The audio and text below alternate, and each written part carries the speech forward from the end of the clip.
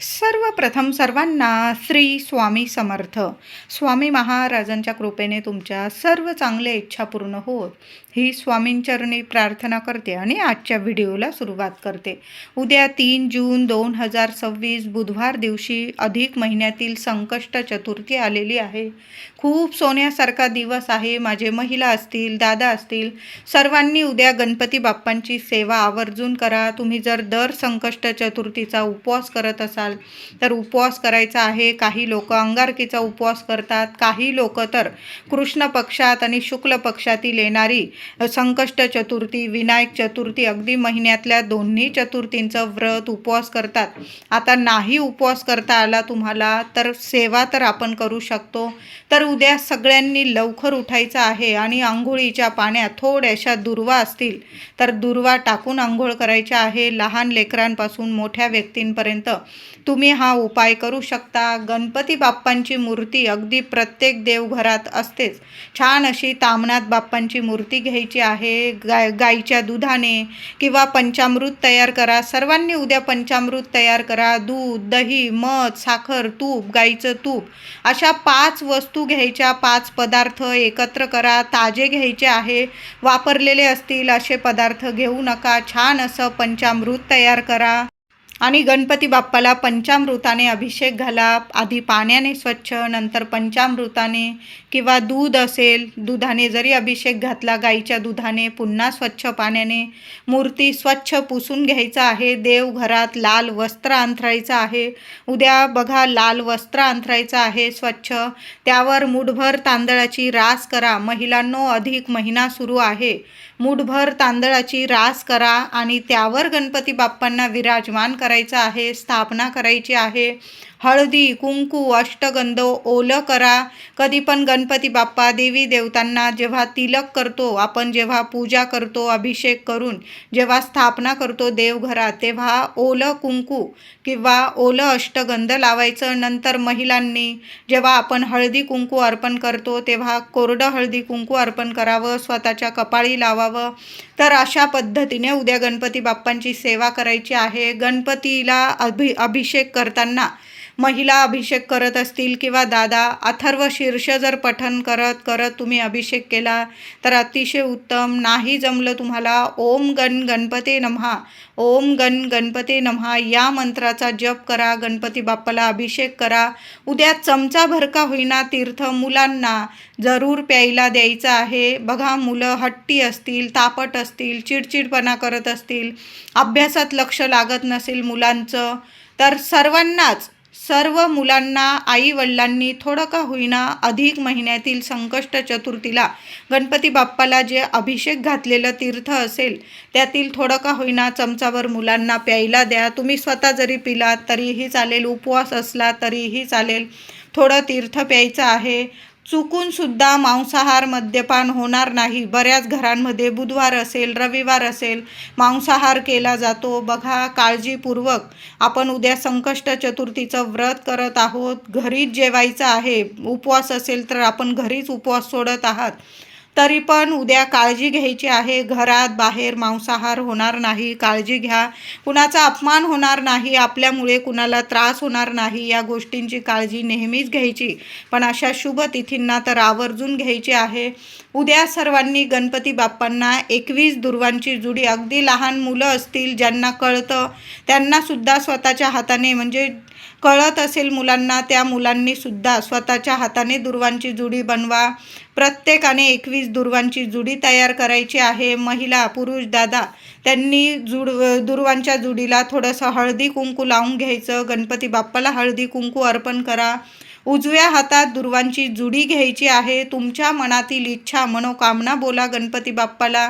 तुम्हाला काय इच्छा आहे बाप्पाला सांगा आपल्या, आणि ती दुर्वांची जुडी बाप्पाला अर्पण करताना किमान 21 वेळा ओम गण गणपते नमः, नाही तर मंगलमूर्ते विघ्नहरा दुरितनाशका कृपा करा या मंत्राचा जप तुम्हाला करत करत गणपती बाप्पाला दुर्वा अर्पण करायचे आहे.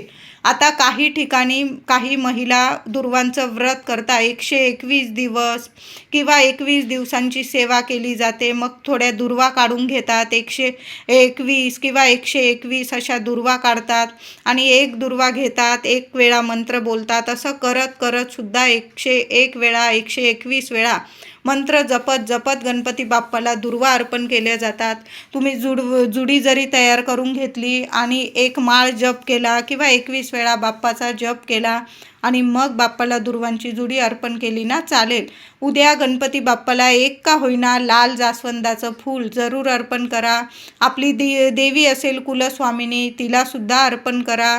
देवांना बाळकृष्णाची मूर्ती असेल, विठू माऊलीची पिवळी फुलं असेल झेंडूची जरूर आवर्जून अर्पण करायची आहे. महिलांनो, उद्या मुठभर हिरवे मूग गणपती बाप्पाला अर्पण करायचे आहे. हिरव्या मुगाची सेवा तुम्ही सकाळी करू शकता किंवा संध्याकाळी. बाप्पांजवळ तुम्हाला एखादा कपडा ठेवून घ्यायचा आहे, वाटी ठेवा, त्यावर एखादा हिरव्या रंगाचा कपडा असेल, लाल असेल, पिवळा असेल, स्वच्छ धुतलेलं वस्त्र घ्यायचं आहे. कोरं वस्त्र असेल तर अतिशय उत्तम. जे देवांसाठी वापरतात त्यातीलच छोटासा तुकडा म्हणजे मुठभर हिरवे मूग तुम्हाला गाठोडी बांधता येईल एवढा तरी कपडा घेऊन घ्यायचा आहे. महिलांनो, देवांसमोर ठेवायचा आहे. उजव्या हातात ते हिरवे मूग घ्यायचे आहे. गणपतीचा मंत्र जपायचा आहे तुम्हाला किमान 21 वेळा तरी. ओम गण गणपते नमः, ओम गण गणपते नमः. आपण जेव्हा दुर्वांची जुडी अर्पण करतो तेव्हा सुद्धा तुम्हाला मंत्र जपायचा आहे आणि जेव्हा हिरव्या मुगाची सेवा कराल ना तेव्हा सुद्धा मंत्र जपायचा आहे. जेवढ्या वेळा मंत्र जपता येईल ना किमान 21 वेळा तरी मंत्र जपा आणि ते हिरवे मूग गणपती बाप्पांसमोर त्या कपड्यावर ठेवायचे आहे. हळदी कुंकू फुलं अक्षता वाहून त्या हिरव्या मुगाची पूजा करायची आहे. थोड्या वेळ तिथंच राहू द्या. नंतर रात्री चंद्रोदय झाल्यानंतर त्या हिरव्या मुगाची गाठोडी बांधून घ्यायची आहे, म्हणजे ते कपड्यात बांधून घ्यायचे आहे आणि तुमची मुलं झोपी जातील त्या उशीखाली ते हिरवे मूग ठेवून घ्यायचे आहे. मनातली इच्छा बोला. तुमच्या मुलांविषयी तुमची काय इच्छा आहे, शिक्षण, नोकरी, लग्न, कार्य, जी इच्छा असेल तुमची ती गणपती बाप्पाला सांगा. बाप्पाजवळून ते हिरवे मूग उचलून घ्यायचे, मुलांच्या उशी खाली ठेवायचे.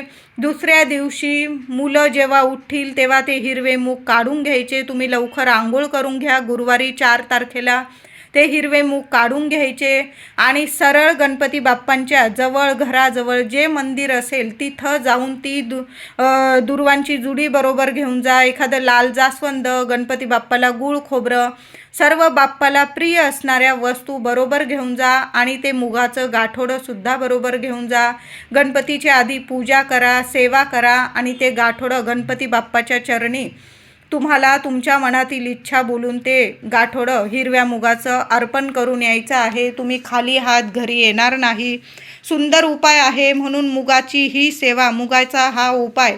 फक्त मुठभर मूग लागणार आहे तुम्हाला. तुमचा उपाय कधीच खाली जाणार नाही.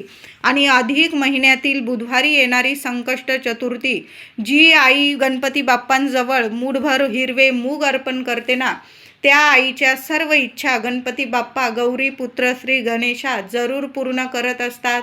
उद्या गणपती बाप्पाला सकाळी सुद्धा नैवेद्य दाखवा आणि संध्याकाळी आपण मोदकांचा नैवेद्य तर बनवणारच आहोत.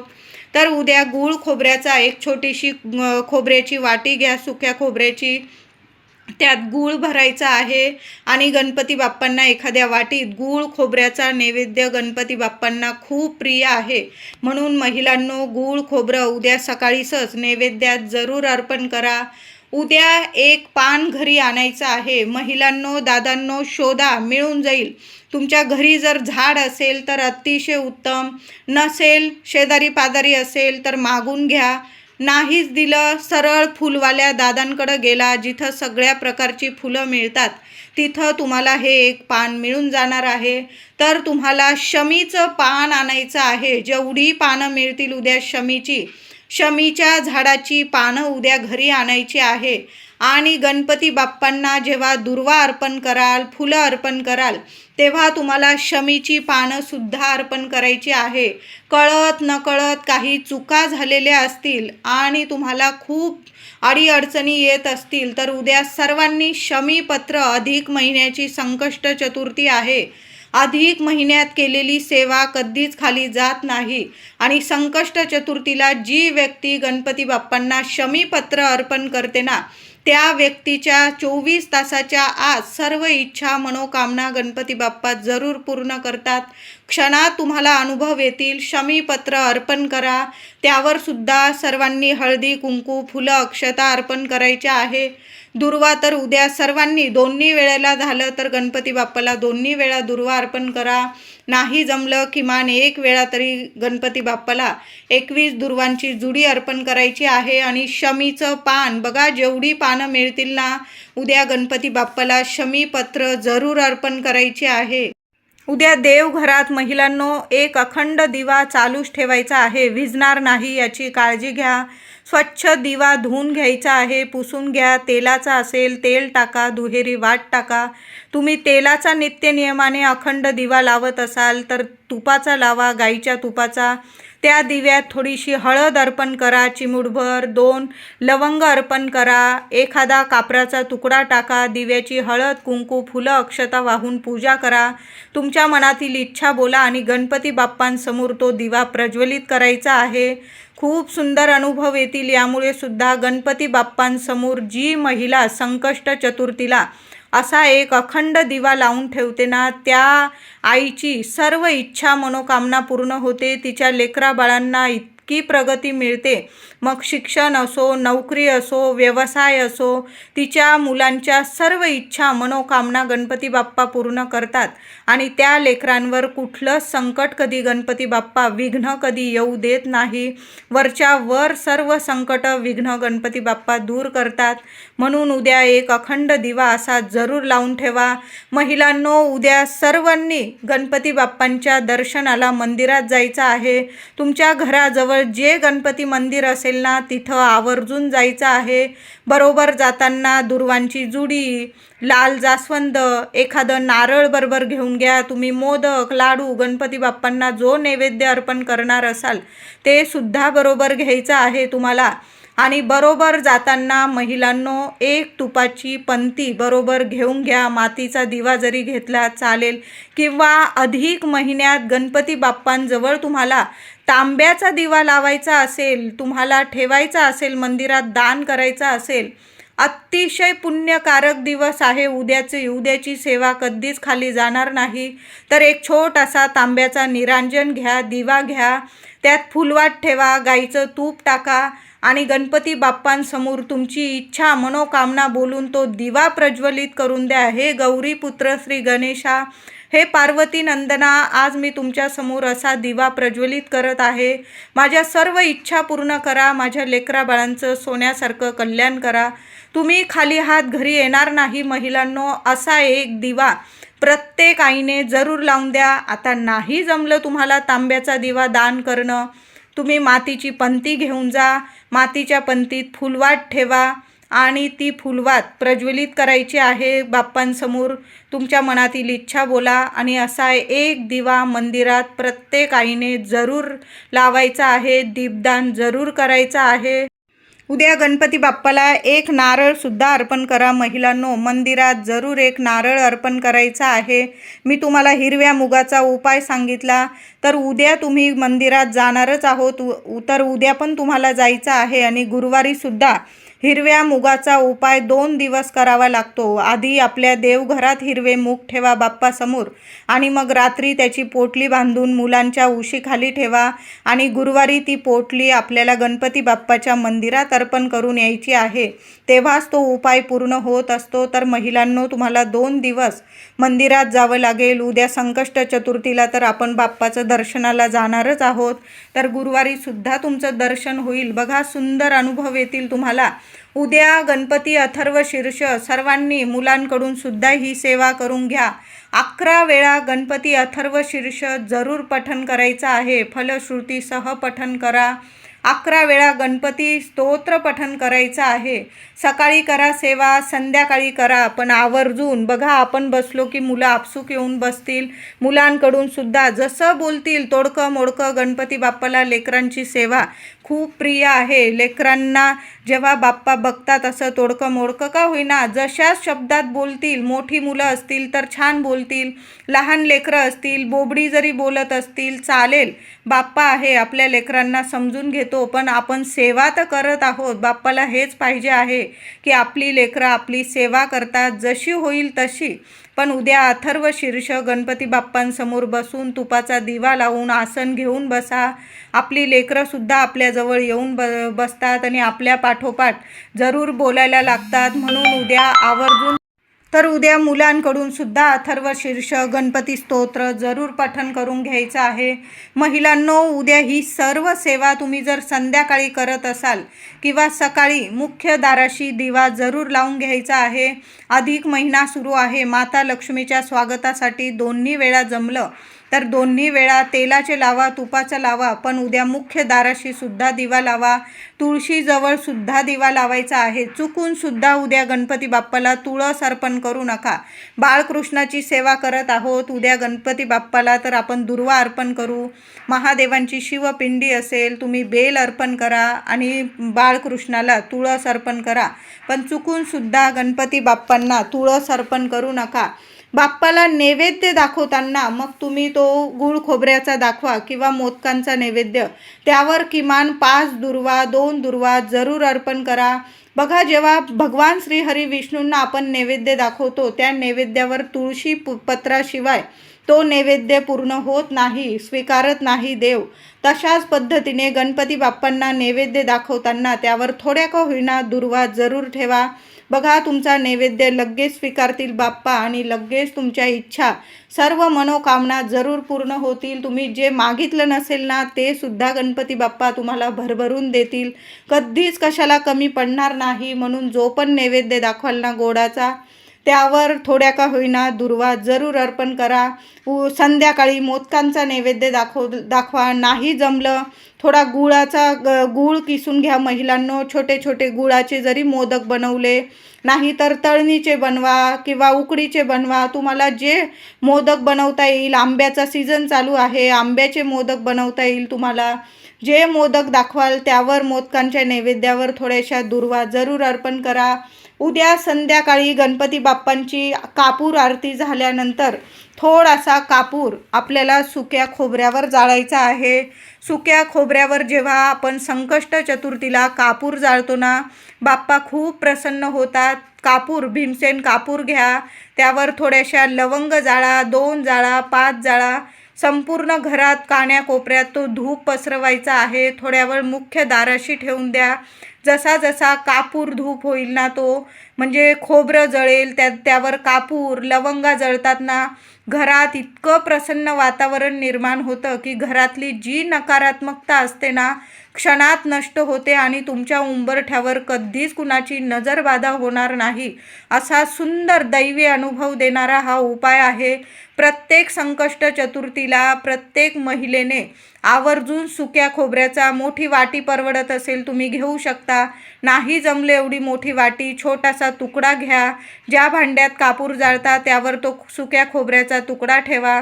त्यावर एक एक एक एक कापराचा तुकडा जाळा. त्यावर 2 5 लवंग जाळा आणि तो संपूर्ण घरात कापूर धूप पसरवायचा आहे. प्रथम देवांना दाखवा. संडास बाथरूम सोडून संपूर्ण कान्याकोपऱ्यात घरात कापूर धूप पसरवायचा आहे. नावाला सुद्धा तुमच्या घरात कुठली नकारात्मकता टिकणार नाही, कुठला वास्तुदोष, पितृदोष उरणार नाही. संपूर्ण घरात दैवी चमत्कारिक वातावरण निर्माण होईल, पवित्र वातावरण निर्माण होईल आणि अखंड लक्ष्मी तुमच्या घरात वास करेल. सुंदर अनुभव देणारी सेवा आहे. महिलांनो, उद्या कापूर धूप जरूर करा. जेवढी सेवा होईल ना गणपती बाप्पांची तेवढी उद्या दिवसभरात जरूर करायची आहे. उद्या संकष्ट चतुर्थीचा चंद्रोदय 9:52 होणार आहे. काही महिला अदादा असतात, जे चंद्रोदय झाल्यानंतर उपवास सोडतात. तुमची जशी परंपरा आहे, संकष्ट चतुर्थीचं व्रत उपवास करताना तुम्ही उपवास जशा पारंपरिकरित्या सोडतात ना तसाच सोडायचा आहे. गणपती बाप्पांना नैवेद्य दाखवा, चंद्राचं दर्शन घ्या. काही ठिकाणी चंद्राला अर्घ्य दिला जातो, अर्घ्य द्या, नमस्कार करा चंद्राला आणि मग तुम्हाला उपवास सोडायचा आहे. तर आरती करा, धूप करायचा आहे. आपल्या घरात जेवढ्या सेवा होतील ना तेवढ्या आवर्जून करा. व्हिडिओ आवडला असेल तुम्हाला तर लाईक करा, शेअर करा, चॅनलला नक्की सबस्क्राईब करा. धन्यवाद.